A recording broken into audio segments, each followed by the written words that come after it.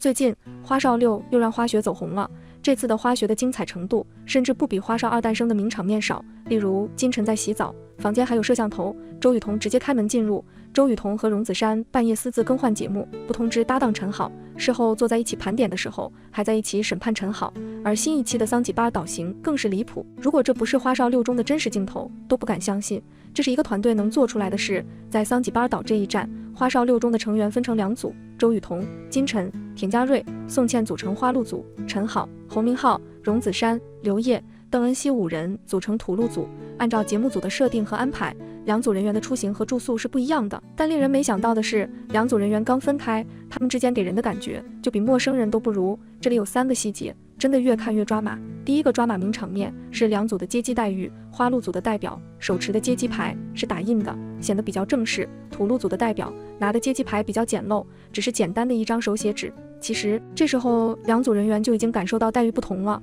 但没想到这时候花露组成员立马就开始秀起优越感了。花露组成员一直不停地强调，这接机牌都不一样，我们是打印的，他们就一张纸。除了调侃接机待遇差别外，花露组还跟土露组成员打预防针，让他们做好后面吃苦的准备。对此，土露组成员刘烨只好无奈地安慰弟弟荣梓杉，可能区别真的从现在就开始显现了。看到花露组成员的兴奋，土露组成员脸上明显能感受到一种无奈和尴尬。尽管大家都知道这都是互相开玩笑，但花少6毕竟是一个整体团队，双方人员只是暂时的分组，后面还会有集体活动，就这么大次的开始落井下石，真的好吗？第二个抓马名场面是2组人员座驾的区别待遇，花露组待遇比较好，有专门的车子和司机，周雨彤、金晨、田家瑞、宋茜等人很快就上了车，但土露组这边陈好、侯明昊、刘烨、邓恩熙、荣梓杉等人根本没有车，他们一行人需要自己推着行李箱从机场出来走很长一段路，才能坐上司机口中特别的车子。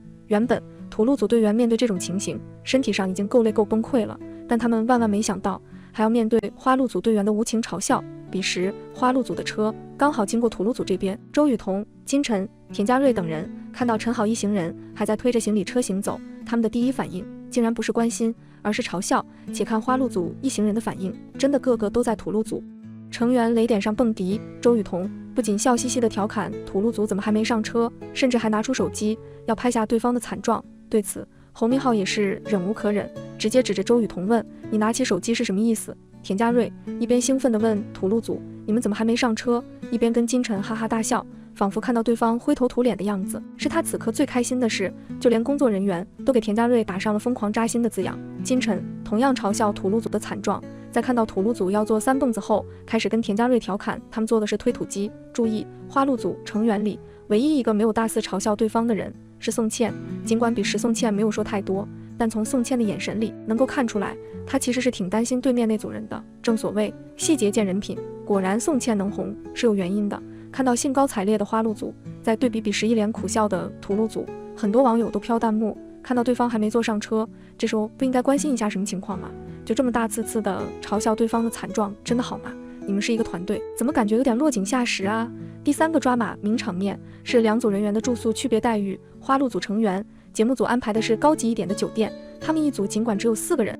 但安排了2个大房间、4个卧室、5张床，他们4个人完全可以做到1个人1个房间。而5人的土露组节目组安排的是一家青旅，住的是简陋的上下铺不说，还是跟其他人合住的上下铺。用侯明昊的话说，感觉晚上睡觉时房间里还随时会有其他人住进来。按照常理，花露组的条件已经够优越了，面对条件简陋的土露组，是不是应该给予一些安慰和鼓励呢？但万万没想到，花露组给土露组的打击还在后面。当看到侯明昊、荣梓杉住的是简陋的上下铺，周雨彤表面上说这很好，好像是回到上学的时候，但下一秒就给侯明昊展示自己的房间了，宽敞的客厅还带着小阳台。侯明昊原本就比较失落，这下心理落差更大了，连说可以了可以了，意思是知道你住得好了，别秀了。这趟法国之行好巧不巧碰上了侯明昊的生日，作为一个主打轻松愉快的旅行综艺，为了表示一下团魂，必定是要为他准备一个生日惊喜的。但是这个惊喜准备的显然让人不是很舒服。在大家正在为寿星准备惊喜的时候，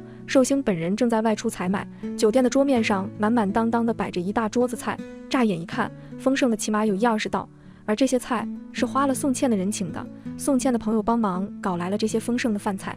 但是这个时候宋茜和陈好也还在外面没回来。就在这个时候，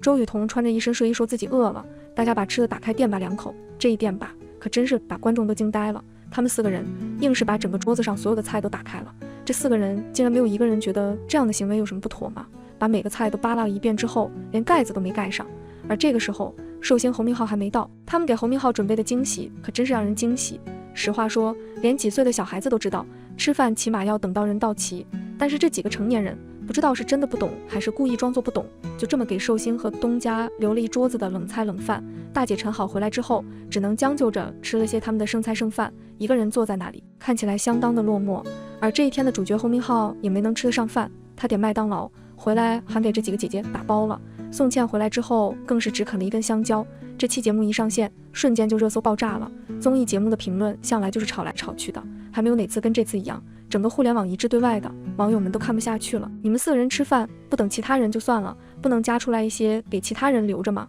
但光是花少6里，周雨彤就不是第一次翻车了，同样也是在法国。当时奥运会的时候，周雨彤发表的动态里面，几个人笑嘻嘻的在看比赛，动态的文案是祝福中国奥运健儿，但是图片却配得毫无水平。面向场地的图片里，大屏幕上日本队高挂榜首，而中国队却惜败日本，屈居第2。当时大家都在为这个成绩感到遗憾，这条动态毫无疑问直接成了众矢之的，不少人对他的好感都在那次之后败得一干二净。但是都这样了，他竟然还不消停。因为这件事闹出了风波，周雨彤的老板杨天真真是忙得焦头烂额。但是他不但不好好表现，反而还对老板颐指气使的，别说是刚捅了大篓子了，就算是大咖也没有这么和老板说话的吧。他敢说，旁边的侯明昊都不太敢听，明明是向老板求助，却搞得像命令一样，让我们舒舒服服的可以不给侯明昊都听笑了，他还赶紧找补。我看视频乐的。当然杨天真也没有惯着他，送来的不仅肉眼可见的敷衍，还有很多名场面，比如看到宋茜在巴黎找大佬帮助，请了一行人吃吃喝喝。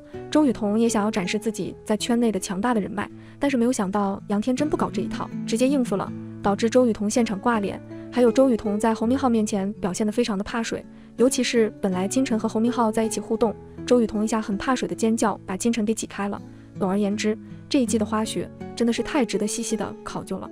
因为有太多非常有争议的画面或者是场景出现。